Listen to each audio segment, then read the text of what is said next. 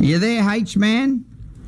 Yes, I am, and I'm going to tell you about the Hangman's Reverend. Oh, because Jack Sim's going to talk about 100 years ago, two blokes went over the wall at Bogger Road Jail. Well, might have been trying to get away from the hangman, but this is even longer ago. This is in 1864 when Andrew Ritchie finished off the station master who your mate Champoo the Chinaman had first tried to kill. Now, the manager was returning home to Yandilla outside of Toowoomba when Ritchie killed him execution style. For that, Ritchie was sentenced to death. Now, the gallows were erected within the western end of the new Toowoomba jail. Three sides were enclosed with glazed calico to hide it from all but the official onlookers. And so on Monday the 1st of August 1864, around 30 witnesses gathered in the yard, about 150 people crowded outside the jail waiting to hear the drop. Now, the executioner appeared with his head covered by black fabric. He did his job, and Ritchie went down in history as the first person hanged in Toowoomba. Now, less than 6 years later... Did you say Toowoomba? Did you say Toowoomba? Toowoomba. So they were hanging people in Toowoomba?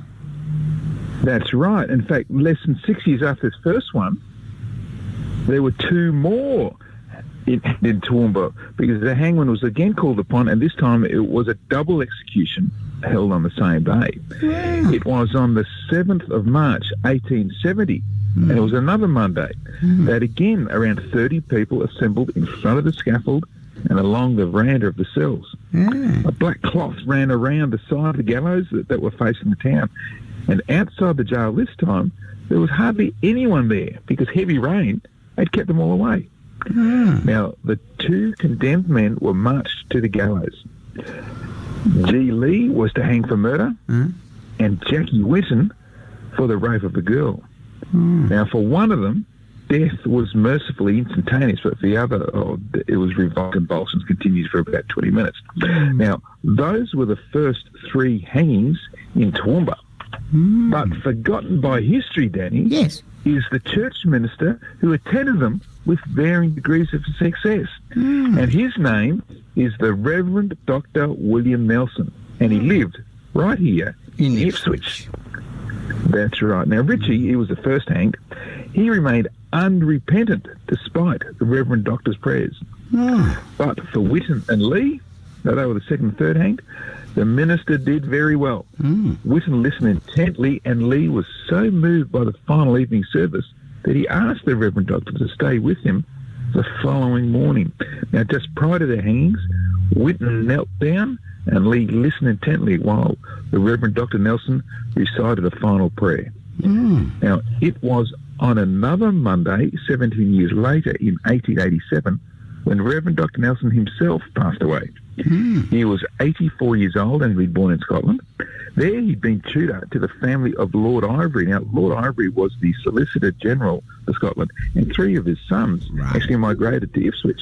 One became member of the Queensland Parliament, another took up land at Bundamba and actually bought the Bremer Mills, and another had Eskdale run, out towards Esk and Toowoomba, and died here in Ipswich. But in the meantime, the reason that Reverend Dr. Nelson had migrated to here in Ipswich was for the health of his oldest son. But as soon as he arrived here in Ipswich, the boy died anyway and was buried at Ipswich Cemetery. Now, Reverend Dr. Nelson was instrumental. Now, this is very important in Ipswich history.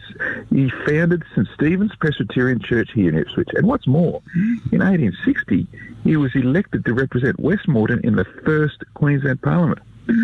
But in the first sitting, a petition was presented that led him to be qualified because he was an ordained minister. They wouldn't let him sit in Parliament. And so, I know, a bit odd. You don't want anyone with morals sitting in that place. But anyway, so while Dr. Nelson was the hangman's first reverend, he was also the first minister elected to Parliament and the first person to be disqualified.